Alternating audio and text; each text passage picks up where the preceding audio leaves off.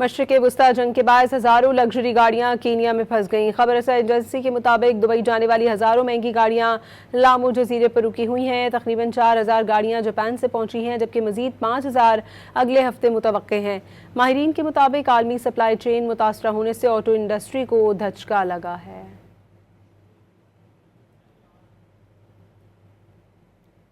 मशरिक़ वुस्ता जंग के बायस हज़ारों लग्जरी गाड़ियाँ कीनिया में फंस गईं। खबर रसा एजेंसी के मुताबिक दुबई जाने वाली हज़ारों महंगी गाड़ियाँ लामू जजीरे पर रुकी हुई हैं। तकरीबन 4000 गाड़ियाँ जापान से पहुंची हैं, जबकि मज़ीद 5000 अगले हफ्ते मुतवक्के हैं। माहिरीन के मुताबिक आलमी सप्लाई चेन मुतासरा होने से ऑटो इंडस्ट्री को धचका लगा है।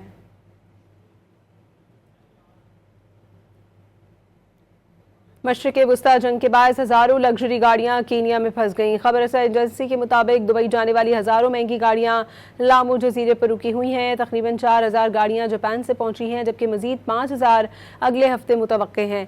माहिरीन के मुताबिक आलमी सप्लाई चेन मुतासरा होने से ऑटो इंडस्ट्री को धचका लगा है।